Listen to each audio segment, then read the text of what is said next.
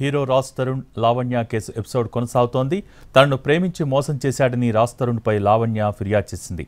బాధితురాలు ఇచ్చిన ఫిర్యాదు మేరకు నార్సింగ్ పోలీసులు కేసు నమోదు చేశారు. అందులో భాగంగా రాజ్ తరుణ్ను విచారించేందుకు నోటీసులు ఇచ్చారు. ఆ గడువు ఇవాళ్టితో ముగియనుంది. అయితే రాజ్ తరుణ్ తన లాయర్తో సమాధానం పంపించాడు. వరుసగా సినిమా షూటింగ్లు, సినిమా ప్రమోషన్లు ఉండటంతో తనకు వేరే రోజు అవకాశం ఇవ్వాలని కోరాడు రాజ్ తరుణ్. అందుకోసం తన లాయర్తో సమాధానాన్ని పంపించాడు. దీనికి సంబంధించి పూర్తి డీటెయిల్స్ మా ప్రతినిధి రాధాకృష్ణ అందిస్తారు.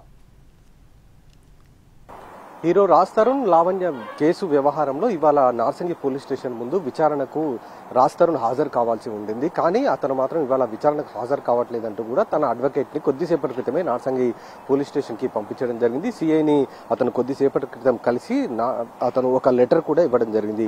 అతని సినిమాకు సంబంధించిన ప్రమోషన్ల వ్యవహారంలో అతను ఈ రోజు విచారణకు రాలేకపోతున్నాడు కాబట్టి మరొక రోజు అవకాశం ఇవ్వాలంటూ కూడా ఆ లాయర్ తను ఇచ్చిన లేఖలో, నార్సింగి పోలీసులకు ఇచ్చిన లేఖలో పేర్కొనడం జరిగింది. ఆ లేఖనైతే ప్రస్తుతం అయితే నార్సింగి పోలీసులు స్వీకరించారు. మరొకసారి అతనికి అవకాశం ఇచ్చే అవకాశం అయితే కనబడుతుంది. ఎందుకంటే సినిమా ప్రమోషన్లు, ఇతర షూటింగ్ల సందర్భంలో అతను కొంచెం బిజీగా ఉన్నాను, తనకు మరొకసారి టైం ఇవ్వాలంటూ కూడా ఈ కేసులో అతను కోరడం జరిగింది. ఈ నేపథ్యంలో మరొకసారి అవకాశం ఇచ్చారు పోలీసులు.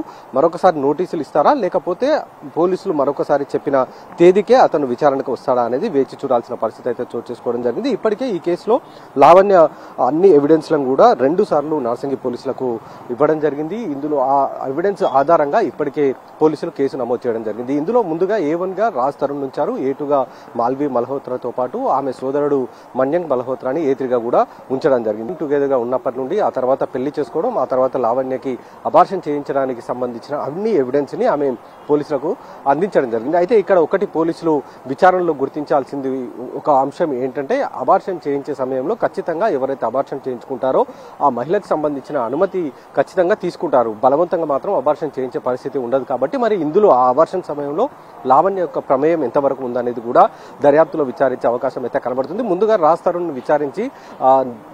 విచారించిన స్టేట్మెంట్ రికార్డు చేసిన తర్వాత మరొకసారి లావణ్యను విచారించే అవకాశం అయితే కనబడుతుంది.